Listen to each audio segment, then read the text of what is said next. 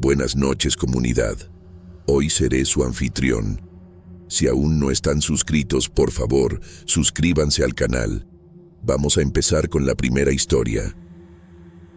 Yo, Marco, no soy nomás un vendedor de cosas usadas aquí en el barrio. Yo soy un cazador. Mi negocio es encontrar lo raro, lo diferente, aquello que tiene una historia detrás. Y créeme, tengo buen ojo para eso. Mi puesto de ventas está en el Tianguis de Torreón, en medio de cachivaches y objetos olvidados. Pero es ahí donde las cosas más raras van a dar. Fue una tarde de esas, medio gris. Yo estaba ahí acomodando mis chucherías en la mesa improvisada cuando ella apareció. No era una persona normal.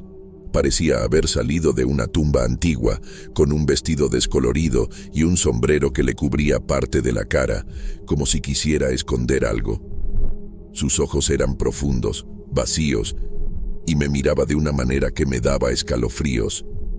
Se acercó, y el aire se puso helado a su alrededor. Con una voz que parecía un susurro que venía de otro tiempo, no me preguntó si quería comprar, me ordenó: «Llévalo. Es tuyo ahora».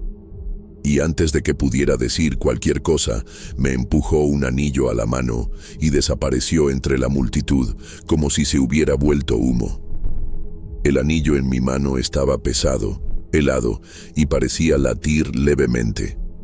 No era un anillo cualquiera.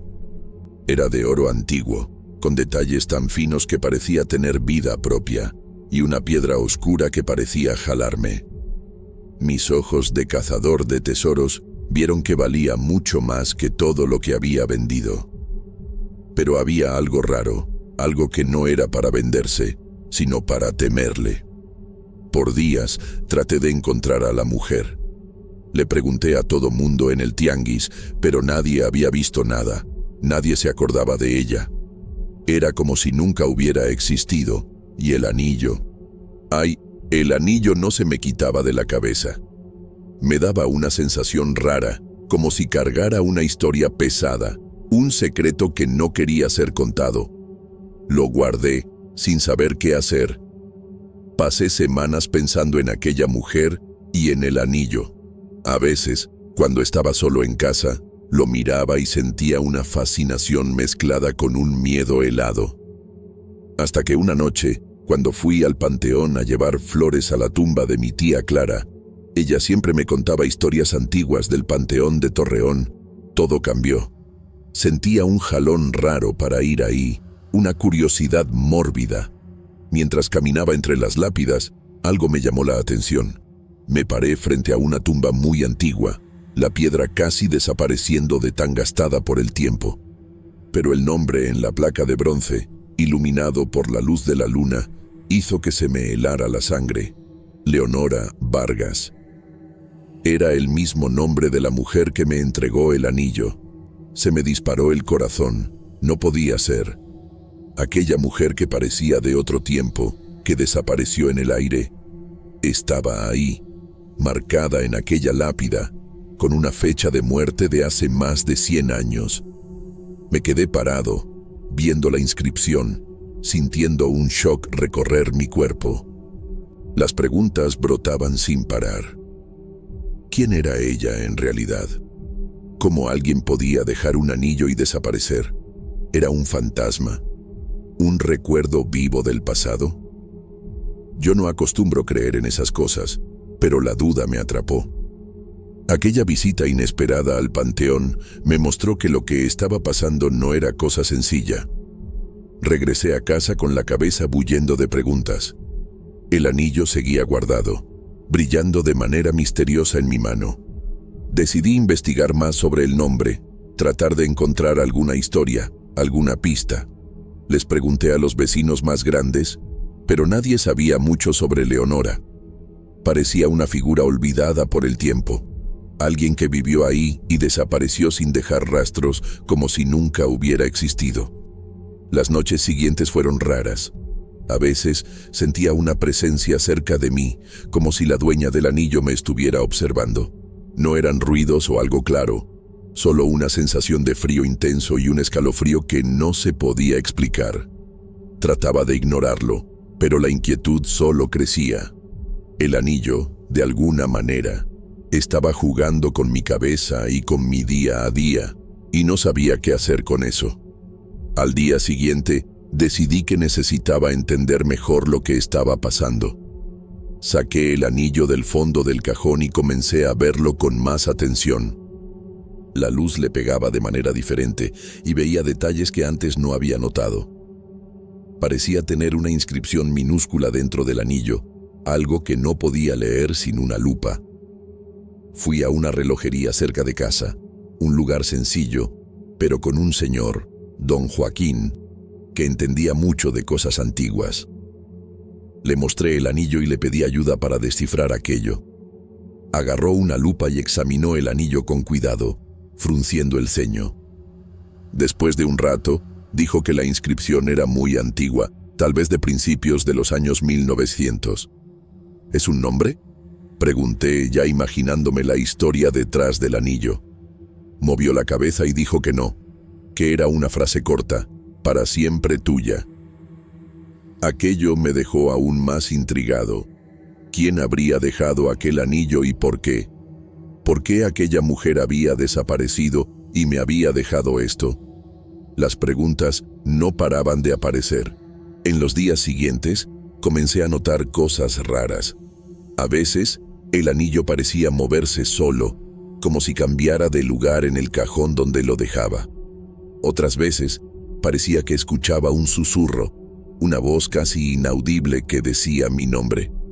Al principio, pensé que era cosa de mi cabeza, pero con el tiempo se hizo difícil negarlo.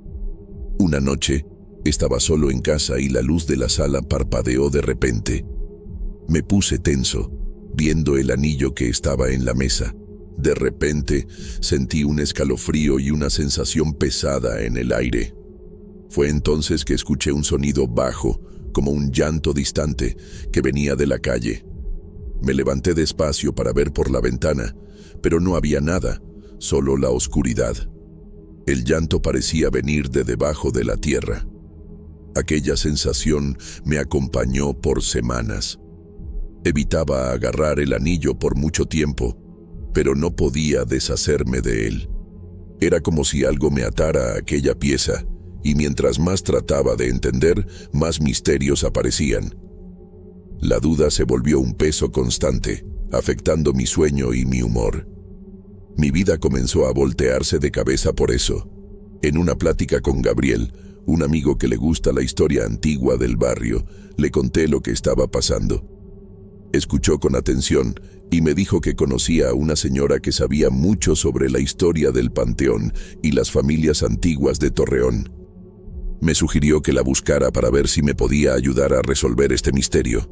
Decidí intentarlo. La señora, doña Isabel, vivía en una casa vieja, llena de libros y fotos antiguas. Me recibió con una sonrisa medio rara, y cuando le mostré el anillo, sus ojos se quedaron fijos en él por un buen rato, casi como si lo reconociera. Dijo que aquel anillo parecía pertenecer a una mujer llamada Leonora, que vivió en el barrio hace casi 100 años. Leonora tenía una historia trágica que poca gente conocía. Según doña Isabel, Leonora fue una muchacha que perdió al novio en un accidente poco antes de la boda. Nunca se recuperó de la pérdida y, dicen, desapareció de manera misteriosa poco tiempo después, el día que debería ser su boda, en la laguna donde él murió.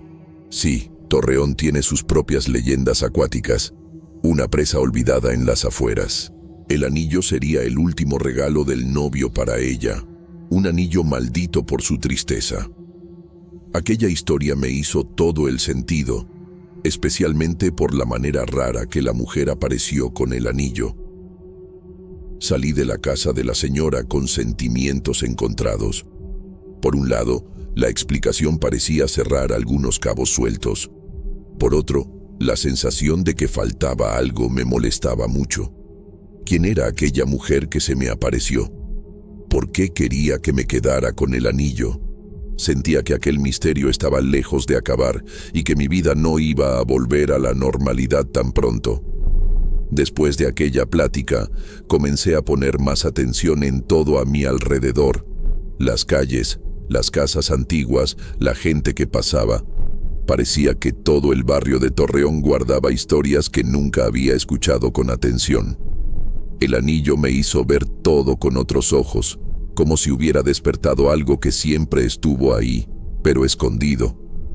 Una noche, mientras caminaba cerca del panteón, escuché pasos detrás de mí. Volteé rápido, pero no había nadie, solo el silencio y la luz débil de los postes. Se me aceleró el corazón y sentí una presencia, algo que no podía explicar, pero que me hizo querer salir de ahí lo más rápido posible. Era como si alguien me estuviera observando de una manera que no parecía natural. En los días siguientes, las cosas se pusieron aún más raras. El anillo parecía tener un brillo débil, principalmente en la noche, cuando lo dejaba cerca de la ventana. No era un brillo fuerte, pero se notaba. Aquello me asustó un poco y decidí guardarlo en una caja, lejos de la luz. Pero el brillo continuaba, como si tuviera voluntad propia. Comencé a tener pesadillas horribles. Soñaba con una mujer vestida de novia, goteando agua, que me decía mi nombre y pedía ayuda. Su voz era suave, casi un susurro, pero se sentía la agonía detrás. Me despertaba sudando frío, con el corazón acelerado y el anillo siempre brillando en la mesita de noche, su luz pareciendo chupar la luz del cuarto. No sabía qué hacer para parar aquello. Un día, decidí regresar al panteón. Quería entender mejor lo que estaba pasando, aunque me estuviera muriendo de miedo. Llegué hasta la tumba de Leonora y me quedé ahí, viendo la placa antigua. Puse el anillo sobre la lápida y pedí, bajito, que esta historia tuviera un final. Fue entonces que sentí un viento frío y helado pasar, y las hojas de los árboles comenzaron a moverse de manera loca, como si estuvieran respondiendo, aullando. Regresé a casa con una mezcla de miedo y una pizca de esperanza. Aquella noche, por primera vez en mucho tiempo, dormí sin pesadillas. El anillo seguía guardado, pero ya no brillaba más. Pensé que tal vez lo que estuviera atado a aquella pieza finalmente había descansado, o tal vez no. El misterio seguía ahí, solo que yo estaba cansado de luchar contra él. Los días pasaron y la vida regresó a una rutina casi normal. Seguía vendiendo cosas en la calle, cuidando la casa y tratando de no pensar mucho en el anillo o en aquella mujer del pasado. Pero de vez en cuando, todavía sentía un escalofrío, una sensación de que algo me observaba, aunque nadie más pudiera ver. Una tarde, un señor más grande pasó por mi puesto y se paró a platicar. Me contó sobre el barrio, la gente que vivió ahí en Torreón, y mencionó a Leonora como una leyenda que todavía era contada por algunos. Dijo que a veces las cosas del pasado no se quedan enterradas y que quien encuentra objetos así debería tener cuidado. La plática me dejó pensativo, pero también un poco más consciente. Poco a poco comencé a entender que algunas historias no están hechas para ser completamente resueltas, que ciertos misterios forman parte del lugar, de la vida de la gente, y que uno tiene que aprender a vivir con ellos. El anillo seguía conmigo, guardado en un lugar seguro, y ya no tenía tanta prisa por saber todo sobre él. Sé que muchos van a pensar que esto es una locura o que me gusta inventar historias, pero juro que viví todo esto. El anillo, la mujer, el panteón, todo fue real para mí. Y a veces, cuando todo está en silencio, todavía siento que aquella presencia está cerca, como un susurro que nunca se va de verdad. Algunas noches, cuando el silencio se apodera del barrio, veo el anillo y me pregunto qué realmente pasó en aquella época. Si aquella mujer quería que yo tuviera el anillo por alguna razón, o si fue solo una casualidad. Tengo dudas, pero la sensación que queda es que, de alguna manera, estoy conectado con ella, con aquella historia antigua y sombría. No le he contado esta historia a mucha gente. La mayoría piensa que estas cosas no existen o que son tonterías, pero para mí fue un shock. No sé si fue una advertencia, una petición de ayuda o algo que simplemente se quedó atorado en el tiempo. Solo sé que cambió mi manera de ver las cosas y eso no tiene vuelta atrás. Vender cosas es mi trabajo, mi rutina, pero aquel anillo me afectó de una manera que nada más pudo. A veces me encuentro pensando si debería vender la pieza a alguien que entienda más que yo, o si es mejor dejarla guardada, lejos de todo. Hasta ahora no ha salido de mi casa. Y no es solo el anillo lo que me asusta. Cada vez que paso cerca del Panteón de Torreón, siento una presencia rara. Una mezcla de tristeza y desesperación que no puedo explicar. Tal vez sea Leonora, o tal vez sea otra cosa. No puedo decir, solo siento. La vida sigue, con sus altas y bajas, pero esta historia me marcó para siempre. Hay días que casi me olvido, pero el anillo está ahí, recordándome que hay cosas que no podemos entender, pero que necesitamos respetar. Un día, recibí un mensaje de un número desconocido. Era una foto del anillo, tomada desde un ángulo diferente, y una frase sencilla que me heló. Eres mío ahora, no puedes escapar. Me asusté mucho, pero no respondí. No sabía quién era, ni qué quería. Aquel misterio parecía estar lejos de terminar.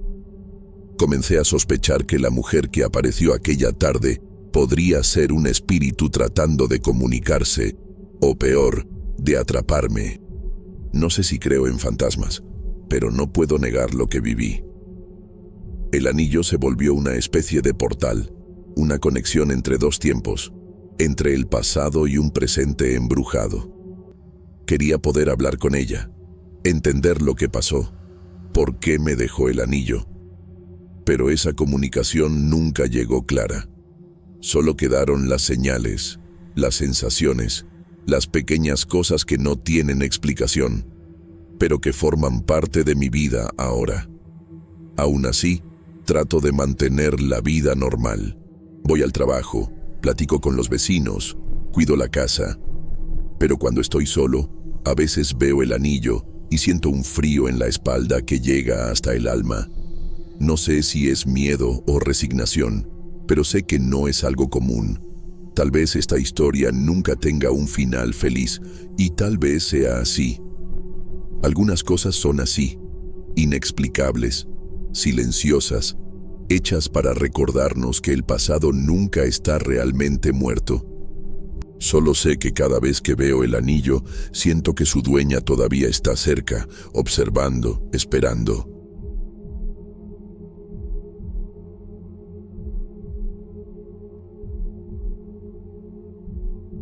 Cuando el vecino se mudó a la casa de al lado, aquí en Torreón, yo, Sofía, sentí en carne propia que algo estaba podrido. No era solo reservado, era un fantasma. Nunca lo veía salir, ni una sola visita. La luz casi nunca se prendía, y las ventanas... las ventanas eran ojos negros siempre cerrados, hasta en los días quemantes de verano, cuando el aire de Torreón te quema la piel. Al principio, traté de ignorarlo, pensando que nomás le gustaba la privacidad. Pero la verdad es que la casa parecía muerta, pero yo sentía que me observaba.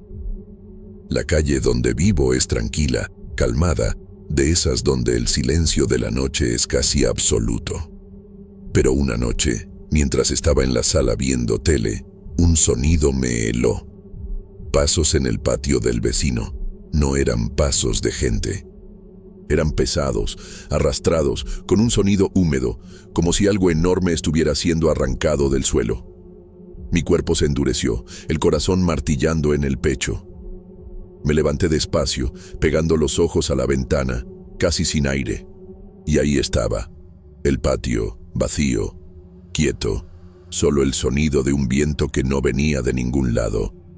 Aquello me hizo contener la respiración. El ruido fue tan claro, tan cerca, que la ausencia de cualquier cosa visible era un tormento.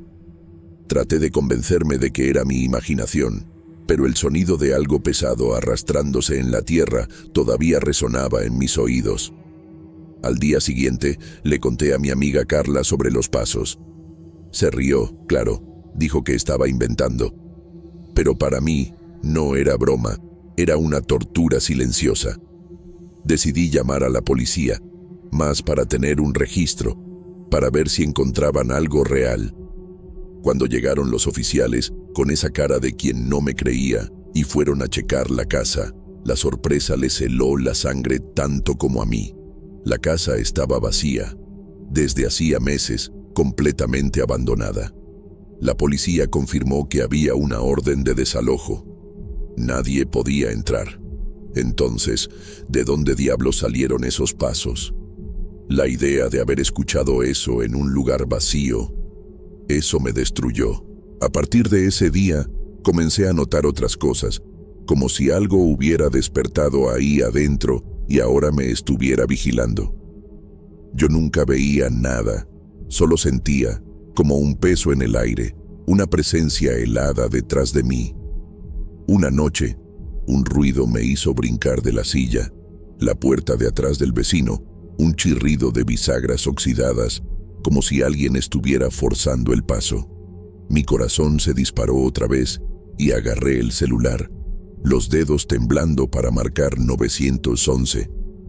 Cuando llegó la policía, otra vez nada, ni allanamiento, ni marcas, ni siquiera polvo movido. Estaría loca. Con el tiempo, noté que no solo yo. Don Ricardo, un señor que vive al final de la calle, me contó que ya había visto sombras flacas, como brazos muy largos, pasando por las ventanas, aunque la casa estuviera vacía.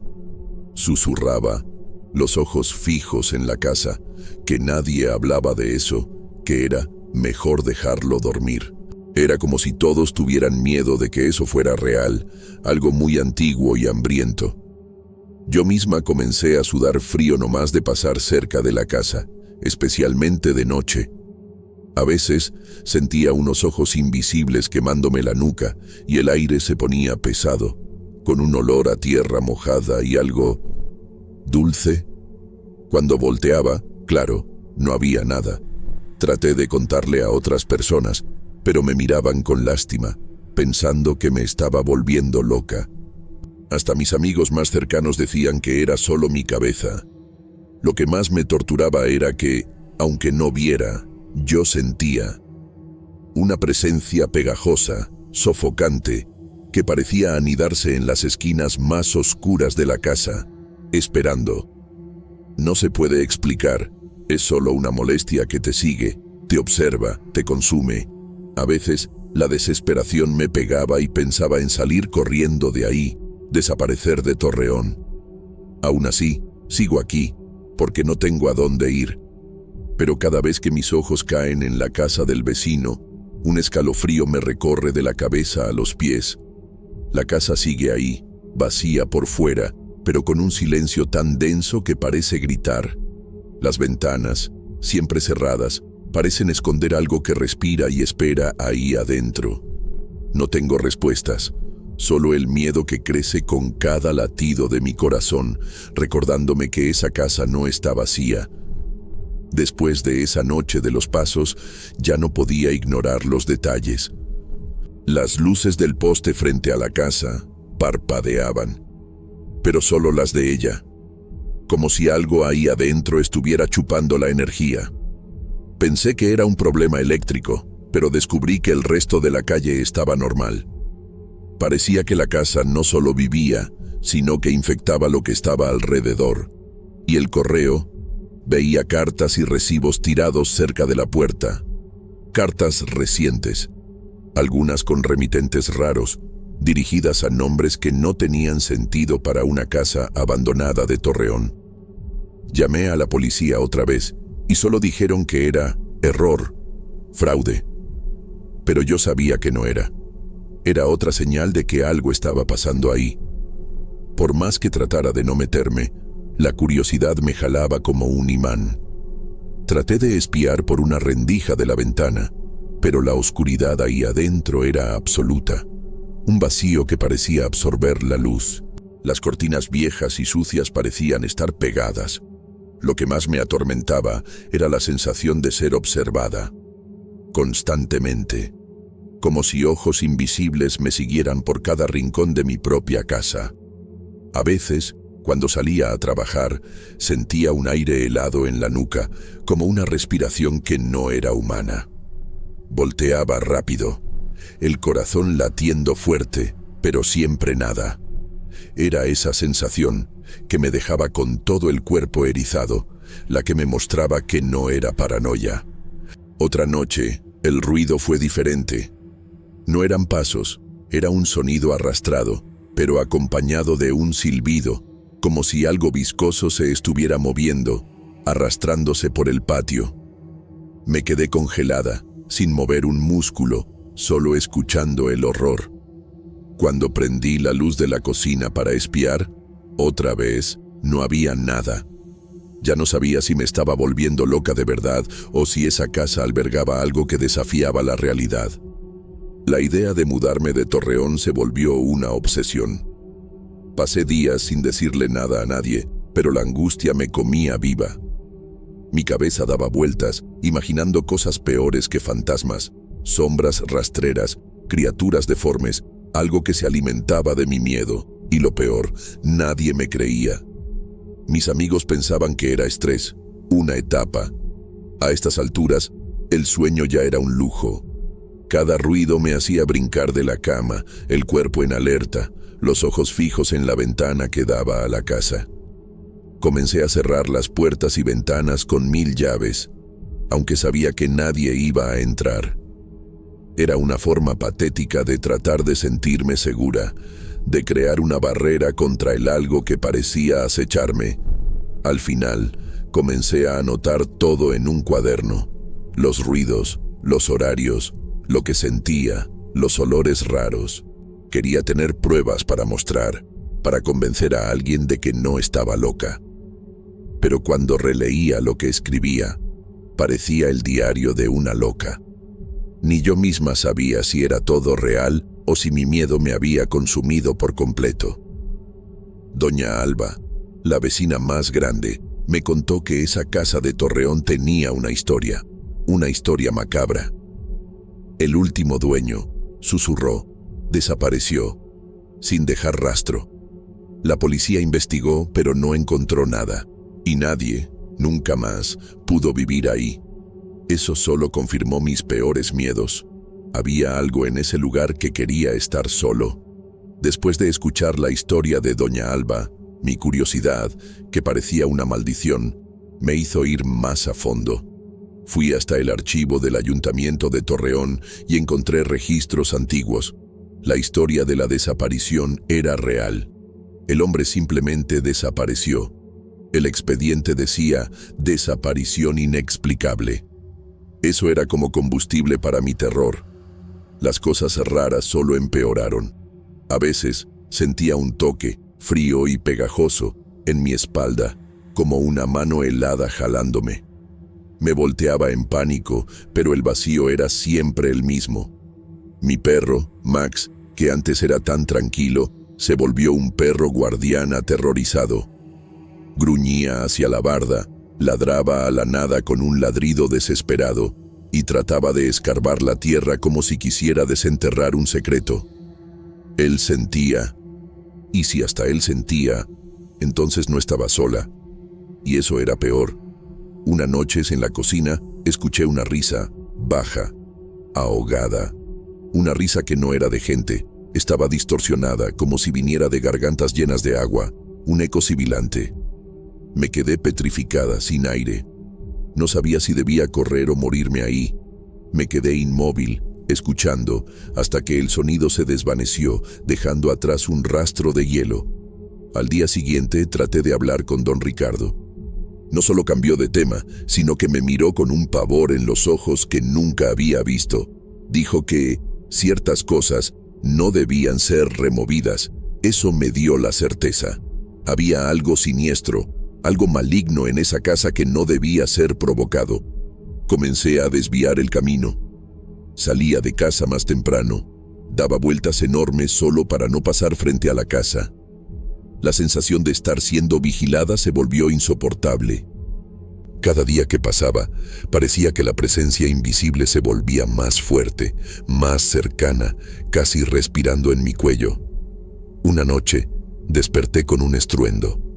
Algo muy pesado había caído en el patio del vecino. Me arrastré hasta la ventana, el cuerpo temblando. Vi una sombra. No era una sombra de persona. Era grande, deforme, moviéndose rápido, desapareciendo en la oscuridad. Mi grito se quedó atorado en la garganta. No pude dormir otra vez. Después de eso, no aguanté. Llamé a la policía otra vez, suplicando por una ronda, por una investigación más seria. Pero dijeron que no podían hacer nada sin pruebas. Mi palabra contra el silencio mortal de esa casa. Entonces comencé a grabar, celular prendido, grabando toda la noche. Pero en las grabaciones, solo silencio, o el sonido normal de la calle. Era como si la cosa supiera que estaba siendo grabada, o como si existiera en un plano que el micrófono no podía captar. Estaba ahí, pero no dejaba rastros.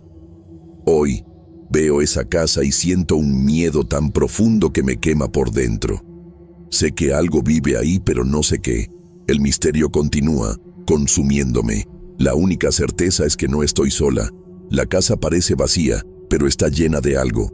Algo que respira, que espera. Con el tiempo, traté de acostumbrarme a esa sensación, pero era imposible. Cada vez que pasaba, un escalofrío me recorría. Evitaba mirar, porque el silencio pesado de ella parecía chuparme. Recuerdo una tarde, tomando café en la terraza, sentí un olor. No era olor a moho, era un olor a carne podrida, mezclado con algo químico, como desinfectante viejo. Miré, pero no había nada. Ese olor se quedó impregnado en mi nariz por días, dándome náuseas. Las noches se fueron volviendo insoportables. Miedo de cerrar los ojos. Mis sueños se volvieron pesadillas reales, con imágenes de oscuridad, voces distorsionadas y sensaciones de ser tocada por algo helado. Una noche, desperté sudando, el corazón latiendo como un tambor. Parecía que alguien me llamaba. Un susurro frío, arrastrado, que venía de dentro de mi cuarto. Traté de calmarme, pero la sensación me persiguió todo el día. Mi mente se estaba deshaciendo. Ansiedad, ataques de pánico, miedo de salir de casa. Esa casa estaba chupando mi vida.